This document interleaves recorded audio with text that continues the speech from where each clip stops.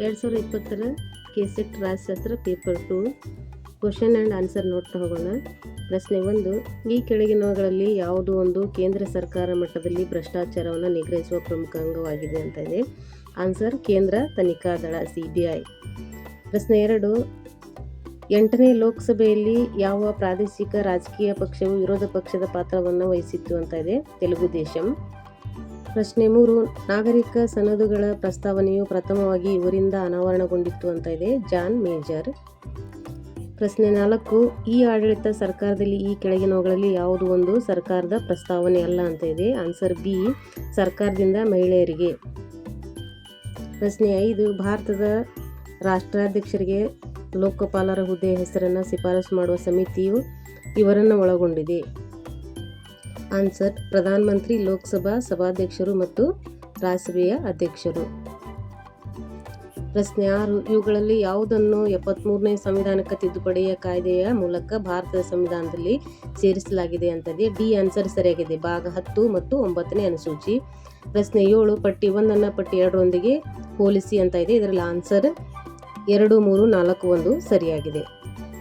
ಪ್ರಶ್ನೆ 8, ಈ ಕೆಳಗಿನ ಹೇಳಿಕೆ ಮತ್ತು ಕಾರಣ ಮತ್ತು ಪ್ರತಿಪಾದನೆ ಎನ್ನುವಂಥ ಕ್ವಶನ್ ಇದೆ. ಪ್ರತಿಪಾದನೆ: ಪಂಚಾಯತ್ ರಾಜ್ ಸಂಸ್ಥೆಗಳು ಗ್ರಾಮೀಣ ಮಟ್ಟದಲ್ಲಿ ಯೋಜನೆಯ ವಿಕೇಂದ್ರೀಕರಣವನ್ನು ಪ್ರಾರಂಭಿಸಿದುವಂತಿದೆ. ಕಾರಣ, ತಮ್ಮ ಅಭಿವೃದ್ಧಿ ಬೇಕಾದಷ್ಟು ಅವಶ್ಯಕತೆಗಳನ್ನು ಹೊಂದುವ ಮೂಲಕ ಗ್ರಾಮ ಪಂಚಾಯತಿಗಳು ಉತ್ತಮ ಸ್ಥಿತಿಯಲ್ಲಿವೆ. ಆನ್ಸರ್ ಎ ಸರಿಯಾಗಿದೆ. ಎ ಮತ್ತು ಆರ್ ಎರಡೂ ಸರಿಯಾಗಿವೆ ಹಾಗೂ ಆರ್ಗೆ ಎ ಸರಿಯಾದ ವಿವರಣೆ ಆಗಿದೆ. ಪ್ರಶ್ನೆ 9, ಇವುಗಳಲ್ಲಿ ಯಾವುದು ಸಾರ್ವಜನಿಕ ನೀತಿಯ ಸಾಧನವಾಗಿದೆ ಅಂತ ಇದೆ. ಮುಕ್ತ ವಾಕ್ ಸ್ವಾತಂತ್ರ್ಯ. ಡಿ ಸರಿಯಾಗಿದೆ. ಉತ್ತಮ ಆಳ್ವಿಕೆಗೆ ಸಂಬಂಧಿಸಿದ ಪರಿಕಲ್ಪನಾತ್ಮಕ ಒಳ್ಳೆಯತನದ ಮಾನದಂಡ ಪರಿಕಲ್ಪನೆಯು ಇದರಿಂದ ಪ್ರತಿಪಾದಿಸಲ್ಪಟ್ಟಿದೆ. ಜಾನ್ ಗೆರ್ರಿಂಗ್ ಅನ್ನುವಂಥ ಆನ್ಸರ್ ಅಂದರೆ ಸಿ ಸರಿಯಾಗಿದೆ. ಇಲ್ಲಿ 11ನೇ ಪ್ರಶ್ನೆ ಪ್ರತಿಪಾದನೆ: ಭಾರತ ಹೊಸ ಆರ್ಥಿಕ ನೀತಿಯು ಆರ್ಥಿಕತೆ ಉದಾರೀಕರಣ, ನಿಯಂತ್ರಣಗಳ ಸರಳೀಕರಣ, ಖಾಸಗಿ ವಲಯಗಳಿಗೆ ಹೆಚ್ಚು ಪಾತ್ರವನ್ನು ನಿರ್ವಹಿಸಲು ಅವಕಾಶ ಕಲ್ಪಿಸುವಿಕೆ ಹಾಗೂ ಸ್ಪರ್ಧೆಗಾಗಿ ಆರ್ಥಿಕತೆಯನ್ನು ತೆರೆದಿಡುವಿಕೆಯಲ್ಲಿ ಫಲಿಸಿದೆ ಅಂತಿದೆ. ಕಾರಣ, ವಿದೇಶಿ ನೇರ ಬಂಡವಾಳ ಹೂಡಿಕೆಯಲ್ಲಿ ಬಿರುಸುತನವು ನವ ಉದಾರವಾದಿ ನೀತಿಗಳ ಫಲವಾಗಿದೆ. ಈ ಮೇಲಿನ ಸಂದರ್ಭದಲ್ಲಿ ಈ ಕೆಳಗಿನ ಯಾವ ಹೇಳಿಕೆ ಸತ್ಯವಾದುದು ಅಂತ ಇದೆ. ಎ ಆನ್ಸರ್ ಸರಿಯಾಗಿದೆ. ಎ ಮತ್ತು ಆರ್ ಎರಡೂ ಸರಿಯಾಗಿವೆ ಹಾಗೂ ಆರ್ಗೆ ಎ ಸರಿಯಾದ ವಿವರಣೆ ಆಗಿದೆ. ನೆಕ್ಸ್ಟ್ ಕ್ವಶನ್ ಪ್ರತಿಪಾದನೆ: ಭಾರತವು ತಾರತಮ್ಯದಿಂದ ಕೂಡಿದ ಅಣ್ವಸ್ತ್ರ ಪ್ರಸರಣ ಒಪ್ಪಂದಕ್ಕೆ ಸಹಿ ಮಾಡಲು ತಿರಸ್ಕರಿಸುತ್ತಿದೆ. ಕಾರಣ, ಈ ನಿಲುವು ಶಾಂತಿಯುತ ಅಣ್ವಸ್ತ್ರ ಸ್ಫೋಟ ಮುಂದುವರಿಸುವುದಕ್ಕೆ ಭಾರತಕ್ಕೆ ನ್ಯಾಯಬದ್ಧತೆ ಒದಗಿಸಿದೆ. ಇಲ್ಲಿ ಕೂಡ ಆನ್ಸರ್ ಎ ಸರಿಯಾಗಿದೆ. ಎ ಮತ್ತು ಆರ್ ಎರಡೂ ಸರಿಯಾಗಿವೆ ಹಾಗೂ ಆರ್ಗೆ ಎ ಸರಿಯಾದ ವಿವರಣೆ ಆಗಿದೆ. ಕ್ವಶನ್ ನಂಬರ್ 13, ಇಲ್ಲಿ ಕೂಡ ಪ್ರತಿಪಾದನೆ: ಲೋಕಸಭೆ ಮತ್ತು ರಾಜ್ಯ ಶಾಸನ ಸಭೆಗಳಲ್ಲಿ ಮಹಿಳಾ ಮೀಸಲಾತಿ ಮಸೂದೆಯು ಕಳೆದ 2 ದಶಕಗಳಿಂದ ನೆನೆಗುದಿಗೆ ಬಿದ್ದಿದೆ ಅಂತ ಇದೆ. ಕಾರಣ, ಪಿತೃ ಪ್ರಾಧಾನ್ಯತೆಯು ಪ್ರಾಬಲ್ಯತೆಯನ್ನು ಹೊಂದಿದೆ ಹಾಗೂ ಭಾರತೀಯ ರಾಜಕೀಯ ಪ್ರಕ್ರಿಯೆಯನ್ನು ನಿರ್ದೇಶಿಸುತ್ತದೆ. ಇಲ್ಲಿ ಆನ್ಸರ್ ಎ ಸರಿಯಾಗಿದೆ. ಎ ಮತ್ತು ಆರ್ ಎರಡೂ ಸರಿಯಾಗಿವೆ ಹಾಗೂ ಆರ್ಗೆ ಎ ಸರಿಯಾದ ವಿವರಣೆ ಆಗಿದೆ. ಇನ್ನು ಪಂಚಾಯತ್ ರಾಜ್ ವ್ಯವಸ್ಥೆಯಲ್ಲಿ ಸ್ತ್ರೀಯರಿಗೆ 50% ಮೀಸಲಾತಿಯನ್ನು ಈ ಕೆಳಗಿನ ಯಾವ ರಾಜ್ಯ ಮೊದಲು ಅನುಷ್ಠಾನಗೊಳಿಸಿತು ಅಂತ ಇದೆ. ಇಲ್ಲಿ ಬಿಹಾರ್ ಅನ್ನುವಂಥದ್ದು ಮೊಟ್ಟ ಮೊದಲಿಗೆ ಅನುಷ್ಠಾನಗೊಳಿಸಿದಂಥ ರಾಜ್ಯ. ಭಾರತದ ಸಂವಿಧಾನದ ಯಾವ ಅನುಚ್ಛೇದಕ್ಕೆ 103ನೇ ತಿದ್ದುಪಡಿ ಮೂಲಕ ಹೊಸ ನಿಬಂಧನೆಯನ್ನು ಸೇರಿಸಲಾಗಿದೆ ಅಂತ ಇದೆ. ಇಲ್ಲಿ ಬಿ ಆನ್ಸರ್ ಸರಿಯಾಗಿದೆ. 15 ಮತ್ತು 16 ಅನ್ನುವಂಥ ಆನ್ಸರ್ ಸರಿಯಾಗಿದೆ. ಕ್ವಶನ್ ನಂಬರ್ 16, ರಾಷ್ಟ್ರೀಯ ಹಿಂದುಳಿದ ವರ್ಗಗಳ ಆಯೋಗಗಳ ಸಂಬಂಧದಲ್ಲಿ ಈ ಕೆಳಗಿನ ಹೇಳಿಕೆಯನ್ನು ಪರಿಗಣಿಸಿ ಅಂತ ಇದೆ. ಇಲ್ಲಿ ಆನ್ಸರ್ ಎ ಸರಿಯಾಗಿದೆ. 2 ಮತ್ತು 4 ಎರಡೂ ಕೂಡ ಸರಿಯಾಗಿವೆ. ಕ್ವಶನ್ ನಂಬರ್ 17, ಗೋರ್ಖಾಲ್ಯಾಂಡ್ ಚಳವಳಿಯ ಸಂಬಂಧದಲ್ಲಿ ಈ ಕೆಳಗಿನ ಹೇಳಿಕೆಯನ್ನು ಪರಿಗಣಿಸಿ ಅಂತ ಇದೆ.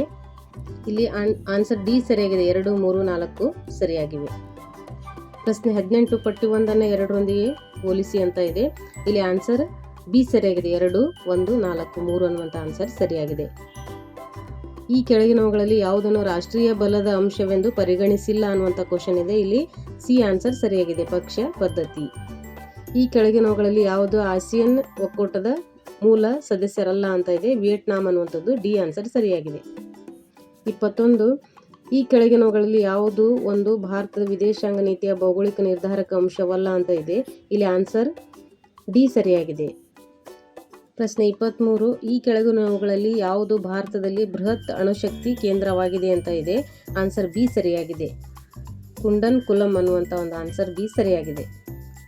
ಪ್ರಶ್ನೆ 24 ಭಾರತೀಯ ಶಾಂತಿ ಪಾಲನಾ ಪಡೆಯು ಶ್ರೀಲಂಕಾಕ್ಕೆ ಈ ಕೆಳಗಿನ ಒಪ್ಪಂದದ ಕರಾರಿಗೆ ಅನುಗುಣವಾಗಿ ಕಳಿಸಲಾಗಿತ್ತು. ಇಲ್ಲಿ ಆನ್ಸರ್ ಸಿ ಸರಿಯಾಗಿದೆ. 1, 2 ಮತ್ತು 4 ಸಿ ಆನ್ಸರ್ ಸರಿಯಾಗಿದೆ. ಇಲ್ಲಿ ಪಟ್ಟಿ 1 ಪಟ್ಟಿ 2 ಹೋಲಿಸಿ ಅಂತ ಇದೆ. ಇಲ್ಲಿ ಆನ್ಸರ್ ಎ ಸರಿಯಾಗಿದೆ. 2, 1, 4, 3 ಅನ್ನುವಂಥ ಆನ್ಸರ್ ಇಲ್ಲಿ ಸರಿಯಾಗಿದೆ. ಇಲ್ಲಿ ಪ್ರತಿಪಾದನೆ 27ನೇ ಕ್ವಶನ್ ಪ್ರತಿಪಾದನೆ ಮತ್ತು ಕಾರಣ ಅಂತ ನೀಡಲಾಗಿದೆ. ಕೌಟಿಲ್ಯರು ಧರ್ಮ ಮತ್ತು ಕಾಮವು ತ್ರಿವರ್ಗ ಅರ್ಥವನ್ನು ಅವಲಂಬಿಸಿರೋದ್ರಿಂದ ತ್ರಿವರ್ಗ ಅರ್ಥವು ಬಹಳ ಮುಖ್ಯವೆಂದು ಪರಿಗಣಿಸಿದ್ದಾರೆ. ಕಾರಣ ರಾಜ್ಯವು ಅರ್ಥದ ಮೂಲವಾಗಿದೆ. ಆ ಕಾರಣದಿಂದ ರಾಜನಿಗೆ ಧರ್ಮ ಮತ್ತು ಕಾಮಕ್ಕಿಂತ ಅರ್ಥವು ಮುಖ್ಯವಾಗಿರಬೇಕು. ಇಲ್ಲಿ ಆನ್ಸರ್ ಎ ಸರಿಯಾಗಿದೆ. ಎ ಮತ್ತು ಆರ್ ಎರಡೂ ಸರಿಯಾಗಿವೆ ಹಾಗೂ ಆರ್ಗೆ ಎ ಸರಿಯಾದ ವಿವರಣೆಯಾಗಿದೆ.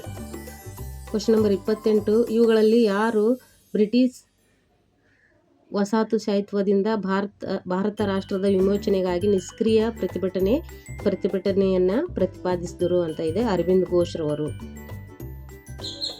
ಇವರುಗಳಲ್ಲಿ ಯಾರು ಪಕ್ಷರಹಿತ ಪ್ರಜಾಪ್ರಭುತ್ವವನ್ನು ಪ್ರತಿಪಾದಿಸಿದರು ಅಂತ ಇದೆ. MN ರಾಯ್ ಅನ್ನುವಂಥವ್ರು. ಇವುಗಳಲ್ಲಿ ಗಾಂಧೀಜಿ ಯಾವ ತತ್ವವು ಬಂಡವಾಳಶಾಹಿ ಸಾಮ್ರಾಜ್ಯದ ಕ್ರಮವನ್ನು ಸಮಾನತಾವಾದಿಯನ್ನಾಗಿ ಮಾರ್ಪಡಿಸುವ ಗುರಿಯನ್ನು ಹೊಂದಿತ್ತು ಅಂತ ಇದೆ. ಇಲ್ಲಿ ಬಿ ಆನ್ಸರ್ ಸರಿಯಾಗಿದೆ. ಈ ಕೆಳಗಿನ ಹೇಳಿಕೆಗಳನ್ನು ಪರಿಗಣಿಸಿ ಅಂತ ಇದೆ 31ನೇ ಪ್ರಶ್ನೆ. ಇಲ್ಲಿ ಡಿ ಆನ್ಸರ್ ಸರಿಯಾಗಿದೆ. 1, 2, 4 ಆನ್ಸರ್ ಸರಿಯಾಗಿವೆ. ಇನ್ನು ನೆಕ್ಸ್ಟ್ ಕ್ವಶನ್ ಇಲ್ಲಿ ಎ ಮತ್ತು ಪಟ್ಟಿ 1 ಪಟ್ಟಿ 2 ಹೊಂದಿಸಿ ಬರೆಯಿರಿ ಅಂತ ಇದೆ. ಆನ್ಸರ್ ಬಿ ಸರಿಯಾಗಿದೆ. 3, 4, 1, 2 ಅನ್ನುವಂಥ ಆನ್ಸರ್ ಸರಿಯಾಗಿದೆ. ಇನ್ನು ಕ್ವಶನ್ ನಂಬರ್ 33 ಈ ಕೆಳಗಿನವುಗಳಲ್ಲಿ ಯಾರು ರಾಷ್ಟ್ರೀಯ ಆಂದೋಲನವನ್ನು ಬಲಿಷ್ಠವಾದ ಸಾಂಸ್ಕೃತಿಕ ಮತ್ತು ಧಾರ್ಮಿಕ ಪುನರುಜ್ಜೀವನವಾದವೆಂದು ಆಗಬಹುದೆಂದು ಪ್ರತಿಪಾದಿಸಿದರು ಅಂತ ಇದೆ. ಬಾಲಗಂಗಾಧರ್ ತಿಲಕ್ ಅವರು. ಈ ಕೆಳಗಿನವರಲ್ಲಿ ಯಾರು ಆಧ್ಯಾತ್ಮಿಕ ಅರಾಜಕತಾವಾದಿ ಎಂದು ಪರಿಗಣಿತವಾಗಿದ್ದಾರೆ ಅಂತ ಇದೆ. ಶ್ರೀ ಅರವಿಂದ್ ಘೋಷ್ರವರು.